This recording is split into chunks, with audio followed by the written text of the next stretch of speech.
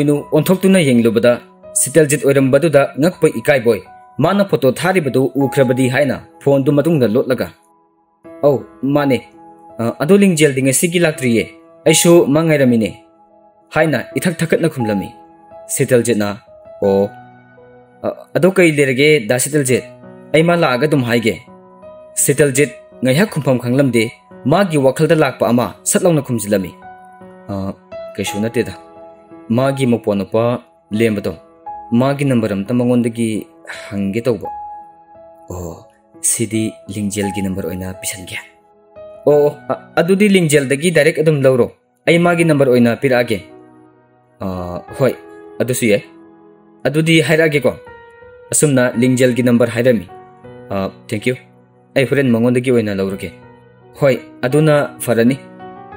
ado dasitalje ise anauba namaroidro matam khare lepkige khara tapna muk tawraki tawba ado nang sungai hek khuko ai so somna salukhige hoi dasitalje hekchat kibuga thoinuna 10 number phaudi pi khredana huren di harau bunan loirani amase nupa sisu lingjelda khara nungsiba horakpagi type su tawi sinupise I karaktoine hoji phoglaktrese hainaringai lingjel gi kolla ami thoinu packet puga lingjel na halo phawba haidringai nang hoji phoglaktribo somda wari nungai ba ma lerakan sida asumna isaulang silami lingjel karimata changlamde mathwai khara nungai tana ai hojik tanangi miss call leramba thingna dangai ri ai ngasi de pratare laro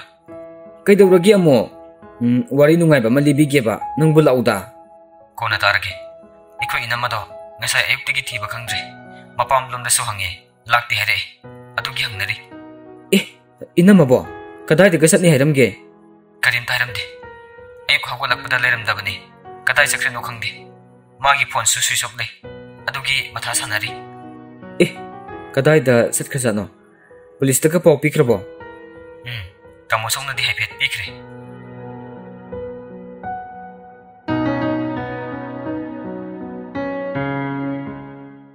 somdadi sitaljet wakhal yam nungaina momonok tuna lerami rosan na hairamba tamlamba wasing du ningsing duna momonok cherami mathanta khanjai masu nupinina aingonda masina phone haiba ngamdaba oiramani magi instagram da amuk changbada online leramdaba duda thobok yam sin kramale handakti online ga pakna leikire ngisi gi suma online leitre natraga kedora basano masangamdaba ga yaurasala aibu WhatsApp ta message han hekta thajilasira natraga direct call tawsilasira ne call oina dum tawsilageda ngasai mama na biduna haisu hairamani asumna khallaga sitaljet lingjel da call tawsilami ring di chalami adubu phana kuina pareklamde kona pakhalaga hello hello kana lingjel natro ai sitaljet ne ba lembagi number anobudo amtang thabirakpa yagadra network su nungai tabagi sitaljet na hairiba mayam do lingjel de mayek sengna amata taramde hello hello kana no hello sitaljet phone du kakthatlaga as onnara salomo phone du hanna tawrakpra yengbani tawraktre lembagi number di engonda su yauri as message tha base karamaina hodu no khangre ai number di lawrure message ti thapam khangre yongna yubi kon madu mangai re tawrise asumna mathanta murum solami somdana lingjel gi imung di matha sanaduna lerami thoithoi base mama udradi chakchaw su yadi tawrise karamai tawni khara themagadi pijabata bane ma nokpo nupadi phone tawrama bra tawrame wari sanakre adoma nasu aina thingnabado adugumna nongma thingnakre here adubo ba kanano ba maga wari sanariba nupa adubo aikoi tamo sogdi loina khangpham thoi aina khanbadadi inamaga hana khangnaramba nupadi male makoi gi wari khusana do hoine pharen adu orabasu adu da sen khrebra natraga kaidoribano haibagi I paw amatang khangdabase siginine imana khanpham khangdribase matam naga matam phatabasida phatanung daga thomabadi mapam gi mina muk aikoi da loina muk onsilakadorim neba imau ibema nang se imana di wakal chawbi imau ni khalori adubu nang din nasagi ta khanbi oram leko pikli ban nasa nupa bu su hundok pangamba asumna mamitegi mapisin thaduna kaplami अस इमा से यारे से तो ओबा करी करी तो यागे दो अदुम खनसेबा मरु ओइरिबदी सोइदा ngamdana leramba haina khanmaduna fai lingjel numidang tumlamdaida wakhal maon khalami manam mabusu ningsinglami inama nangna lotliba wari do ekhoi desu khanghalam labadi hena pharamgadabani ko numituma de masu phone ga mata pai de bida adum tumkre somdana seteljet mangonda message tha kibagi halakpa ngaiduna lerami sukhan halaktabaduda message ka halakti mi kedurusano नत्रगा yam demand सारेरा मागिसे सुमाइनगा तौरगदी message का थागा दबा तल्ले पुंसी सिमगी नुंगसिबगी लंबी सिदा अमुक हन खोंग थांजिलरोय खनख्रबा इना माग खरा नक्सिनरुबसिदा अमुक noun येनिंग खुलहनबगुम फौरकलिबसिना कदिगी अइगी वासकना कदोमदा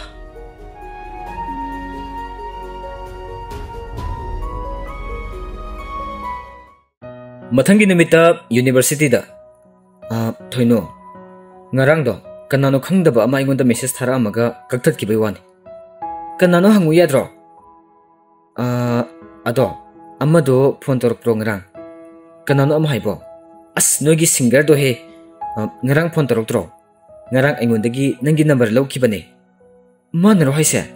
hoiba nangondagi noi lembagi number lawni na nang hangakpa duda aisu nangi number oina piki bane ba nangondagi lawro na asing bairo nang nahaisibo o ngarang aingonda call ama tora amido oiramani network nungai tabadagi adum tanakidre asing bai mana number lawki baraba hoi mi aina muk nangonda phagi tawkidro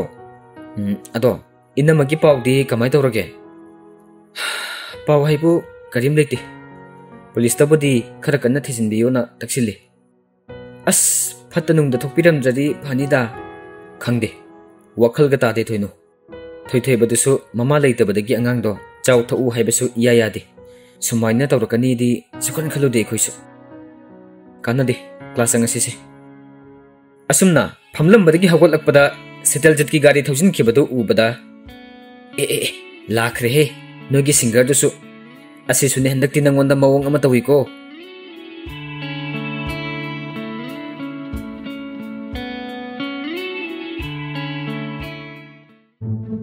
पुर्णी पोचे लेरिंगै माना संगलिब दुकान दुदा Michael सुसंगलकपदा Michael ना पुर्णी बु उबदा ए तेनावा नंगसु सिदा pot लेरमिरो ए नंगदि सिदा कैदरमी बा अहिबु तेनावा काइना नतपु नतब्रो वांगांग बियाम फरिदुदी करम पालिगे नंगबो करि होनरिगे लिंगजेल ग नोय नमानबी अमा दुगदी एमयू द तमे हाय तमबने अइदी थबक मसा अमसुम तोसिलुरे ए अदुदी याम फैना अदो थबक तो बदैरा कोइना उरुदबैरा कैनो नसक कयाम ओलमे यारे बुंगो मसक सिगा अइंगोंदगा अमु फ्लर्ट तौसलादना नंगसु याम होंगमे वांगांग बगा से याम हैरमे हिस अइ बुनुपीदा फ्लर्ट याम तौबै टाइपता यारे बुंगो नगुन खंगे लाओ असवाइदा कैनो मसारुसे ए असंग बैरो ngasi wari amatang di sarge haina sidal jet chap yungna lepkhre मापो क्लास का लोइख्रजला होरेन थिंगनरगदी ममानबी सुम यावरानी कमाइना कौथोक्सिगे असुमना खल्लगा लेरमी हाइबगा तौबगा लिंगजेल द ममानबी खरा वारी सारगा थोलकबदु उरमी सेटल जेट लिंगजेल गी नंबर द कॉल तौसिलमी ममानबी सिंगा वारी सानादुना थोलकपदा फोन रिंग लाकपदुदा नंबर सेव तौदबा अमसुंग थोरकपगा ममांग द खरा सतखटलगा सेटल जेट ना लेथोगा लेपतुना फोन तौदुना लेबा उबदगी हाइफे चिंगनदुना खरा सथोरगा हेलो हेलो लिंगजेल नत्रो आई सिदल जिने आई नंगा वारी अमतंगदी सानानिंगबा नंग यूनिवर्सिटी दा लेरगदी हलमदाय दा हाइफे हरामको लिंगजेल मंग चप मानै अदुमना नोंगबता हाइरकनी हाइबा खलुदे हरावबगा थकटपगा मिहुनसु चोंगलमी ओ याये अदो करी लेरगे दासिदल जेट नत्रो अदो दा लेपिदो आई दासिदल जेट उरे ओ माने इबानी वारी मतंग सासे यागद्रा लिंगजेल की ममानबी सिंगदुदी सितलजित उबदा ए असिदि इसे सकपा सितलजितो नत्रो हाइना ngangnaba hokre लिंगजेल थोइनुदा थोइनो नंग हलमो आई थबक अमा सतबा याद्रे असुमना हाइरगा थोइनुदा नोक्सिलमलगा सितलजित की खामदुना लेरिबा गाड़ी तमना जेंसन की ऑल द बेस्ट होरेन वारी नुंगाई हेलो को ꯃꯃꯥꯟꯅꯕꯤ ꯑꯇꯩꯁꯤꯡꯗꯨꯗꯤ ꯉꯛꯇꯨꯅ ꯌꯦꯡꯅꯔꯒ ꯂꯩꯍꯧꯏ ꯃꯈꯣꯏꯗꯤ ꯁꯨꯛꯊꯥꯕꯨ ꯊꯥꯖꯔꯨꯗꯦ ꯈꯟꯁꯨ ꯈꯜꯂꯨꯗꯦ ꯁꯤꯇꯜꯖꯤꯠ ꯂꯤꯡꯖꯦꯜꯗ ꯌꯦꯡꯕ ꯐꯥꯎꯕ ꯉꯝꯂꯝꯗꯦ ꯒꯥꯔꯤ ꯊꯧꯅ ꯊꯧꯅ ꯍꯥꯏꯐꯦꯠ ꯍꯥꯏꯐꯦꯠ ꯌꯦꯡꯂꯛꯏ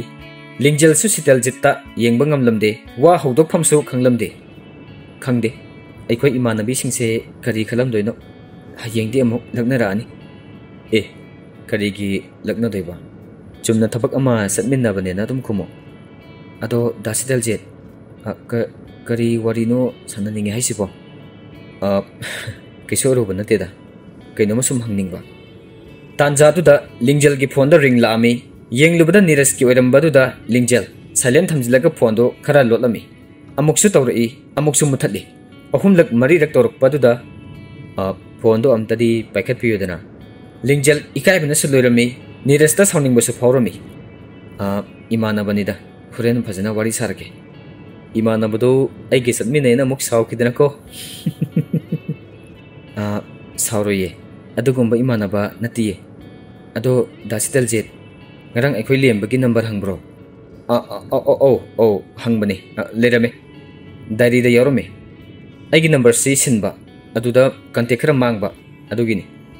ꯃꯥꯒꯤ ꯁ꯭ꯇꯥꯔꯤꯡꯗꯨ ꯄꯥꯏꯅ ꯄꯥꯏꯅ ꯃꯃꯤꯠꯇꯨꯁꯨ ꯂꯤꯡꯖꯦꯜꯗ ꯍꯥꯏꯐꯦꯠꯇꯪ ꯍꯨꯔꯥꯟꯅ ꯌꯦꯡꯂꯝꯂꯒ ꯃꯃꯥꯡꯗ ꯑꯃꯨꯛ ꯌꯦꯡꯂꯒ ꯑꯗꯣ ꯑꯩꯁꯨ ꯉꯁꯤꯗꯤ ꯀꯩꯅꯣꯝꯇ ꯍꯥꯏꯒꯦꯗꯅ ꯑꯧ ꯍꯥꯏꯌꯣ ꯅꯪꯅ ꯗꯥ ꯁꯤꯇꯜꯖꯤꯠ ꯀꯧꯕꯗꯣ ꯌꯥꯝ ꯁꯥꯡꯉꯒꯁꯨ ꯗꯥ ꯈꯛꯇꯪ ꯀꯧꯔꯁꯨ ꯌꯥꯏꯀꯣ ꯁꯥꯡꯗꯦꯗ ꯗꯥ ꯁꯤꯇꯜꯖꯤꯠ ꯀꯧꯕꯁꯤꯅ ꯍꯦꯟꯅ ꯍꯩꯅꯈꯤꯕꯗꯧꯅ ꯇꯧꯔꯦ ꯁꯤꯅ ꯑꯃꯨꯛ ꯀꯩꯗꯧꯔꯦ ꯍꯜꯂꯣ ꯅꯪ ꯍꯜꯂꯛꯀꯗꯕ ꯀꯌꯥꯝ ꯋꯥꯠꯂꯤꯒꯦ ꯑꯁ ꯑꯩ ꯅꯣꯏ ꯌꯨꯝꯗ ꯂꯩ ꯌꯥꯝ ꯊꯨꯅ ꯂꯥꯛꯑꯣ ꯋꯥꯔꯤ ꯑꯃꯇ ꯁꯥꯁꯤ ꯑꯦ ꯀꯔꯤ ꯋꯥꯔꯤꯅꯣ ꯍꯥꯏꯁꯤꯕꯣ ꯑꯁ ꯑꯩꯈꯣꯏ ꯑꯦꯛꯁꯀꯤ ꯋꯥꯔꯤꯅꯤꯅꯦ ꯅꯪ ꯈꯔ ꯊꯨꯅ ꯑꯝꯇ ꯍꯜꯂꯛꯑꯣ ꯏꯁ ꯑꯩꯗꯤ ꯌꯥꯝ ꯂꯨꯕ ꯋꯥꯔꯤꯒ ꯃꯥꯜꯂꯦ ꯑꯗꯨꯒ ꯅꯪꯒꯤ ꯑꯦꯛꯁ ꯀꯥꯏꯅ ꯇꯧꯔꯛꯑꯦ ꯑꯦꯛꯁꯀꯤ ꯑꯣꯏꯔꯁꯨ ꯌꯥꯝ ꯂꯨꯏ ꯑꯁ ꯍꯧꯖꯤꯛ ꯃꯥꯗꯣ ꯃꯥꯡꯈ꯭ꯔꯦꯅ ꯈꯕꯔꯗ ꯌꯥꯎ ꯂꯩꯔꯝꯃꯦ ꯍꯥ ꯃꯥꯡꯈ꯭ꯔꯦꯕ ꯑꯁ ꯅꯪ ꯀꯩꯗꯧꯔꯤꯅꯣ ꯒꯥꯔꯤ ꯊꯧꯕꯁꯨ ꯃꯥꯜꯂꯦ ꯍꯜꯂꯛꯑꯒ ꯍꯥꯏꯔꯣ ꯒꯥꯔꯤ ꯃꯈꯣꯟꯗꯨꯅ ꯑꯃꯠꯇ ꯇꯥꯗ꯭ꯔꯦ ꯍꯣꯏ ꯉꯥꯛꯇꯪ ꯂꯩꯔꯝꯃꯣ ꯑꯩꯁꯨ ꯀꯨꯏꯔꯛꯑꯔꯣꯏ ꯅꯍꯥꯟ ꯅꯣꯏꯗ ꯂꯥꯛꯃꯤꯟꯅꯔꯝꯕ ꯔꯣꯁꯟꯗꯨꯅꯤ ꯑꯣ ꯑꯗꯨ ꯀꯔꯤ ꯍꯥꯏꯔꯛꯏꯅꯣ ꯑꯁ ꯚꯥꯞ ꯃꯦꯟ ꯇꯥꯕꯖꯥꯠ ꯅꯠꯇꯦꯗ ꯌꯥꯝ ꯂꯨꯕꯒ ꯃꯥꯟꯗ꯭ꯔꯣ ꯃꯥꯒ ꯀꯣꯏꯅꯔꯝꯕ ꯅꯨꯄꯤꯗꯣ ꯃꯥꯡꯈ꯭ꯔꯦꯅ ꯄꯥꯎꯗ ꯌꯥꯎꯋꯦꯌꯦ ꯑꯗꯨꯒꯤꯅꯤ ꯃꯥꯅ ꯀꯣꯜ ꯇꯧꯔꯛꯏꯗꯣ ꯁꯤꯇꯜꯖꯤꯠꯁꯨ ꯍꯥꯏꯗꯣꯛꯂꯨꯔꯒ ꯑꯁ ꯀꯔꯤꯅꯣ ꯑꯩꯅ ꯑꯃꯨꯛ ꯇꯝꯗ꯭ꯔꯁꯨ ꯌꯥꯕ ꯋꯥꯁꯦ ꯑꯃꯨꯛ ꯇꯝꯃꯨꯔꯤꯁꯤꯅ ꯑꯁ ꯋꯥꯔꯤ ꯍꯧꯗꯣꯛꯐꯝ ꯈꯪꯗꯕꯒꯤ ꯑꯩꯁꯨ ꯑꯁꯨꯝꯅ ꯃꯊꯟꯇ ꯈꯟꯖꯔꯝꯃꯤ ꯂꯤꯡꯖꯦꯜꯗꯤ ꯃꯁꯥꯗꯨ ꯆꯤꯡꯅꯗꯨꯅ ꯏꯎꯪ ꯎꯪꯂꯒ ꯂꯩꯔꯝꯃꯤ ꯅꯪꯅ ꯅꯍꯥꯟ ꯊꯕꯛ ꯑꯃ ꯆꯠꯃꯤꯟꯅꯔꯨꯁꯤ ꯍꯥꯏꯕꯗꯣ ꯑꯗꯨꯗꯤ ꯀꯃꯥꯏ ꯇꯧꯈ꯭ꯔꯒꯦ ꯍꯥ ꯀꯔꯤꯕꯣ ꯅꯍꯥꯟ ꯅꯪꯅ ꯊꯕꯛ ꯑꯃ ꯆꯠꯁꯦꯅ ꯍꯥꯏꯕꯗꯣ ꯑꯣ ꯑꯗꯨꯗꯣ ꯅꯣꯡꯃ ꯆꯠꯃꯤꯟꯅꯔꯨꯁꯦ ꯀꯗꯥꯏꯗꯅꯣ ꯆꯠꯇꯣꯏꯁꯤꯅ ꯀꯩ ꯂꯩꯒꯦ ꯃꯣꯏꯔꯥꯡꯗꯅꯤ ꯊꯕꯛ ꯑꯃꯈꯛꯀꯤꯅꯤ ꯑꯩꯗꯤ ꯃꯔꯝꯗꯣ ꯈꯪꯅꯤꯡꯉꯤꯀꯣ ꯀꯩꯁꯨ ꯂꯩꯕ ꯃꯔꯝ ꯅꯠꯇꯦꯗ ꯃꯤ ꯑꯃ ꯁꯨꯝ ꯎꯅꯔꯨꯕ ꯈꯛꯇꯪꯅꯤ ꯁꯤꯇꯜꯖꯤꯠꯅ ꯌꯦꯡꯂꯨꯕꯗ ꯂꯤꯡꯖꯦꯜꯗꯨ ꯃꯁꯥꯗꯨ ꯏꯊꯛ ꯊꯛꯀꯠꯄ ꯋꯥꯈꯜ ꯈꯔ ꯅꯨꯡꯉꯥꯏꯇꯕꯒꯤ ꯏꯅꯣꯛ ꯅꯣꯛꯇꯕꯗꯨꯗ ꯁꯤꯇꯜꯖꯤꯠꯅ ꯀꯩꯗꯧꯔꯒꯦ ꯅꯪ ꯉꯁꯤꯗꯤ ꯅꯍꯥꯟꯈꯩꯒ ꯃꯥꯟꯅꯗꯦ ꯌꯥꯝ ꯍꯩꯅꯗꯕ ꯃꯥꯜꯂꯦ ꯀꯔꯤꯝ ꯇꯧꯗꯦ ꯗꯥ ꯁꯤꯇꯜꯖꯤꯠ ꯗꯥ ꯁꯤꯇꯜꯖꯤꯠ ꯀꯧꯕꯅ ꯍꯦꯟꯅ ꯅꯨꯡꯉꯥꯏꯔꯕꯣ ꯂꯤꯡꯖꯦꯜꯁꯨ ꯏꯀꯥꯏ ꯈꯨꯅꯣꯛ ꯅꯣꯛꯂꯒ ꯀꯔꯤꯁꯨ ꯈꯨꯝꯕ ꯉꯝꯂꯝꯗꯦ ꯃꯊꯃꯣꯏꯗꯗꯤ ꯍꯥꯏꯐꯝ ꯈꯪꯗꯕ ꯏꯍꯨꯜ ꯑꯃꯗꯤ ꯐꯥꯎꯕꯒꯨꯝ ꯇꯧꯔꯤ ꯑꯗꯨꯕꯨ ꯅꯨꯡꯉꯥꯏꯒꯗꯧꯔꯤꯕ ꯅꯨꯃꯤꯠ ꯑꯁꯤ ꯃꯥꯒꯤ ꯆꯔꯥꯡꯅꯔꯤꯕ ꯋꯥꯈꯜ ꯃꯌꯨꯝꯒꯤ ꯊꯧꯗꯣꯛ ꯃꯌꯥꯝꯁꯤꯅ ꯃꯥꯕꯨ ꯀꯨꯏꯅ ꯍꯔꯥꯎꯕ ꯉꯝꯍꯟꯗꯦ ꯂꯤꯡꯖꯦꯜꯗꯤ ꯑꯇꯣꯞꯄ ꯋꯥꯈꯜ ꯑꯣꯏꯅ ꯑꯃꯨꯛ ꯈꯜꯂꯝꯃꯤ ꯑꯩꯅ ꯆꯤꯡꯅꯔꯤꯁꯤꯗꯤ ꯅꯪꯉꯣꯟꯗ ꯀꯃꯥꯏꯅ ꯇꯝꯗꯣꯏꯅꯣ ꯅꯪꯒ ꯑꯩꯒ ꯐꯖꯅ ꯈꯪꯅꯕꯁꯨ ꯅꯠꯇꯦ ꯃꯈꯣꯏ ꯑꯅꯤ ꯋꯥꯔꯤ ꯁꯥꯔꯒ ꯁꯨꯝ ꯂꯥꯛꯄꯗ ꯂꯤꯡꯖꯦꯜ ꯍꯣꯏꯒꯤ ꯂꯩꯔꯛ ꯃꯄꯥ ꯌꯧꯔꯛꯄꯗ ꯌꯥꯔꯅꯤ ꯑꯩ ꯁ꯭ꯋꯥꯏꯗ ꯑꯗꯨꯝ ꯂꯩꯍꯧꯔꯒꯦ ꯌꯧꯗꯣꯔꯁꯤꯗꯤ ꯑꯁ꯭ꯋꯥꯏꯗ ꯈꯥꯝꯕꯤꯒꯦ ꯂꯝꯕꯤ ꯃꯅꯨꯡ ꯊꯧꯖꯤꯜꯂꯛꯄꯗ ꯂꯤꯡꯖꯦꯜ ꯍꯣꯏꯒꯤ ꯊꯣꯡꯒꯥꯜ ꯃꯌꯥꯗ ꯒꯥꯔꯤ ꯈꯔ ꯌꯥꯝꯅ ꯈꯥꯝꯗꯨꯅ ꯂꯩꯕ ꯎꯕꯗ ꯃꯊꯟꯇ ꯈꯜꯂꯝꯃꯤ ꯀꯩꯗꯧꯔꯖꯥꯠꯅꯣ ꯑꯃꯨꯛ ꯂꯤꯡꯖꯦꯜꯗꯤ ꯃꯁꯥꯗ ꯄꯥꯈꯠꯇꯨꯅ ꯌꯥꯔꯅꯤ ꯑꯩ ꯁ꯭ꯋꯥꯏꯗ ꯂꯩꯖꯍꯧꯔꯒꯦ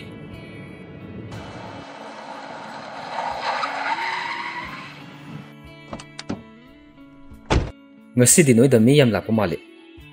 ꯐꯔꯦ ꯑꯩꯁꯨ ꯆꯠꯂꯒꯦ ꯅꯣꯡꯃ ꯐꯖꯅ ꯑꯃꯨꯛ ꯎꯅꯔꯁꯦ ꯉꯁꯤꯗꯤ ꯃꯔꯥꯡꯁꯨ ꯇꯧꯔꯦ ꯑꯩꯁꯨ ꯅꯨꯡꯉꯥꯏꯇ꯭ꯔꯦ ꯍꯣꯏ ꯀꯩꯁꯨ ꯀꯥꯏꯗꯦ ꯅꯣꯡꯃ ꯑꯃꯨꯛ ꯊꯦꯡꯅꯔꯁꯦ ꯗꯥ ꯁꯤꯇꯜꯖꯤꯠ ꯑꯁꯨꯝꯅ ꯍꯥꯏꯔꯒ ꯄ꯭ꯔꯞ ꯃꯈꯣꯏꯒꯤ ꯀꯣꯟꯊꯣꯡꯂꯣꯝꯗ ꯆꯪꯁꯤꯟꯈ꯭ꯔꯦ ꯁꯤꯇꯜꯖꯤꯠ ꯃꯇꯣꯝꯇ ꯈꯜꯂꯤ ꯀꯩꯗꯧꯔꯕꯖꯥꯠꯅꯣ ꯉꯁꯤꯗꯤ ꯃꯥꯁꯤ ꯀꯩꯅꯣꯝ ꯏꯇꯧ ꯇꯧꯏ ꯃꯁꯥꯒ ꯉꯝꯗ꯭ꯔꯖꯥꯠꯂꯥ लिंगजेल मयुम हेक संगबगा मखोइगी सुमांगदु मी मयाम तिंदुना लेरमी रोनी की मपामगी मी खरा लाक्लिबा जानी रोनी मांगखिबगी मतंगदा मरै खरा येतनरगा लेरमी रोनी की ममाना अखोइगिदी अदु अदा खंगदे इसा नपिदो मांगबसु यायारोय हाइसिनी अखोइना मांगहनबदी नत्तेदना अखोइसु कन्न होटनरी थीबे याबसु थीरी कदी कमदौ सिगे तो पुन्ना संगगा थिमिन्नबगी महत्ता अखोइदा सुम ओनसिलादी ओनसिलक्त्रदि कइनो मीगिदी मसाने मांगिसे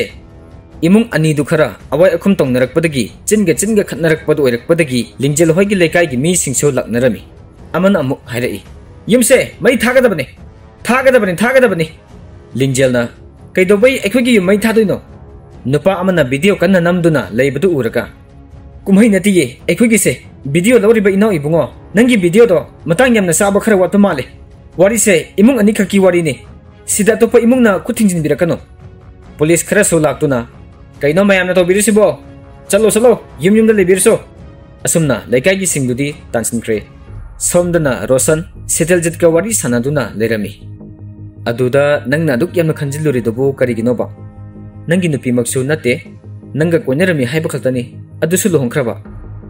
मागी नुपादुना साबिगेदबा मथादो नंगना ओइने साबिदगा लेरबा अस नंगना खंगदबा वा यमना लेने भाई अई मथा यामना सारे हा होय अइना खंगदबबुदी लेरमबे याय अदुमदी आइसु खंगजको अदुदा यामना हेना खंजिनद्रगसु याय हाइबनिदा अदुगी सरुक लोहंगनबा तौरसे अइंगोंदा गादी याम हाइदाय नंगसो अइना ngasi हाइरबनी अस फागी मतंग सातेदा भाई फारे आइसु अमुक चलगे पुंगसे थिंजिले कोन अमुक लागे असुमना रोशन सदुम थोखरे सितलजित ngaiहक पोथादुना मागी फोन सुम फेसबुक पाइरुबदा वीडियो अमा थागदक पथिंगनरमी वीडियो से लिंगजेल होगी इमुंग इरांग थोकिबगी वीडियो दुनी लिंगजेल थोकलकप उबदा महाक ममित संगदुक्तुना ngakna yenglami ngaiko सिदी लिंगजेल नत्रो कइदोबा यावरसानो मौ अमा मांगखिबगी मतंगदा नुपा मयुमगा नुपी मयुमगा उंखतनखिबा कइनो रोशनना खंगनरंबा नुपी हाइसे लिंगजेलगी मनमसे वइजाला मखोइगी सिसे मनुंगदा वा अमदि लेरमनी सिना ओइताइ ngasai लिंगजेलना वखल इनुंग नुंगाइतबगुम तौखिबदो आइदि सिगी वारिसे खंगसु खंगुदे सोमदा अचौबा पुलिस स्टेशन अमदा पुलिस का वारी सनरगा लेरमी नुपा अमदि चिंगै सर मागा लोना फोनदा तोइना वारी साबदगी आइनसु फाबा यावख्रे मंगोंदा चेलमगद्रा हाइनदि खलि सर नुपा दुगी ममिंग मथा लेफम गुंबदि खंगब्रो मानदि हरक्त्रे अदुबु आइनि सुन टिकेटपदा मागा आइगा खंगनद्रिङैदा हैरांगोइ थोंदगी रोशन कबु नुपा अमगा हाना मरी लेनेरमी हाइसा नंग सुनंगी नुपीसे सेनाबा खरदि वालिको नंगदि कइदोरगले अइखोइना ताबददि अयाम्बा मतमदा युदा थागा लेना ताइने नुपी मयुमदगी कंप्लेन लाइसिसु नंगना ngaurga फुबी सैबी तोबीबगी लेबा ngamdadana यम थादोखिबनेना नंगी मथक्ता कंप्लेन थांगलेसिना कमाय तोक्सेबा लिंगजेल के थरिकदो नुमिदांग दो पोथाफम खंगलमदे ओंथोकपगी लीला हाइबदुनिदा तौरिबसे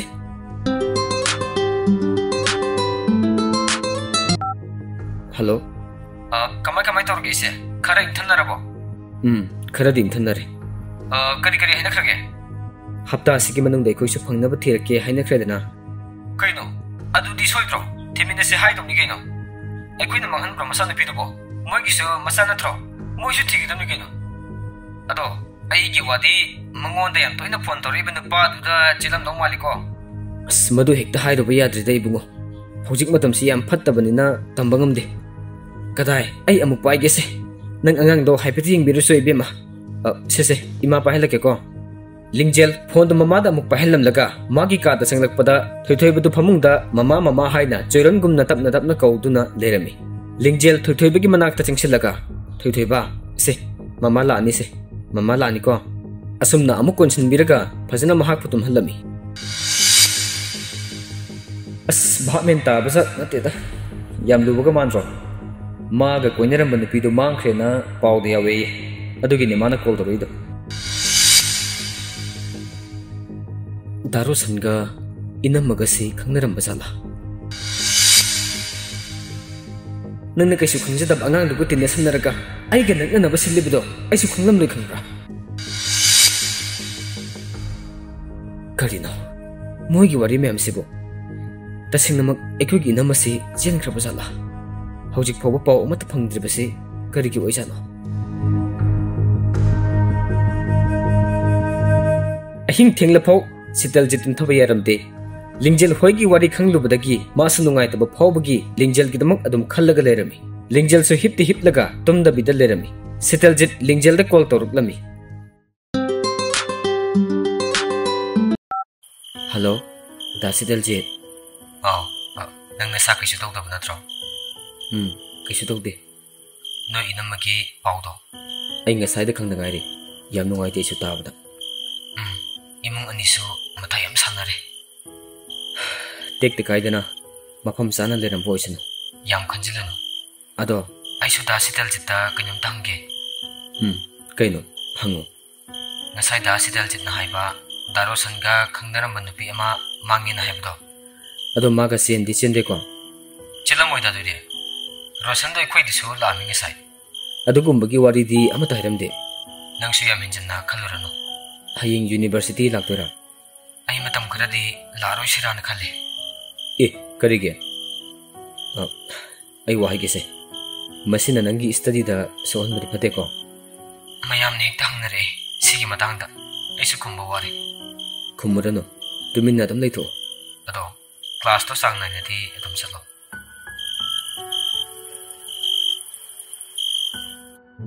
nong mapuni ga Michael ga fast food amada sa pot chamin naraga lerami kaino nang na haine habito hairo hoi ba singaingam dabu ne tawdana o ngaingam dab nati ye bungo ai ke sampata mok chatoi ne ngasi meeting leye nang meira pai bi gi secretary ra kaino masu oi haidai haima nang haidu din ha kaino look amagi o adudi look ne meira pai bi nati nupi look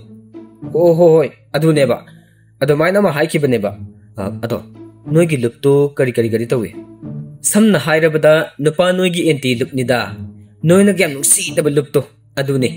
haidi nupi da utne biba gumba adugi aikhoine wari sabiba nupi gi thongna ga happy ba adugumba gi look nida is enti look kaina adu aduk faridudi ai de dugumba do support yam tawi kaino nang de adugi sinpham do pakchai chen phabanina ko nang na thadharam do khadang do nang si wayam ngange oiba mutna mut electric sida nathanda nga hawragera aislage amto ngai khomi se phamuse saukhino base huren lingjel hoide su chatoine ba ai thengane base ngai ko lingjel haraga lingjel gi manamado mangkhre haidu chumjala badubo ado maina hai adu gi su chatuge tobane ba moida karam hai tawrino khangdi namado ado ai su nangonda ngasidi wamda haige kai wano mo kaisu leba nateda aigi mating am khata pangbidaba yadreba kari mating no mo paisa ga de harakanu ko ai paisa paide ho paisa gi nati arekpi yam lubu wani haying ibani thabak ama saluse adu da khangani aigi wase aina nangonda thajabagi nangonda wase haibini ko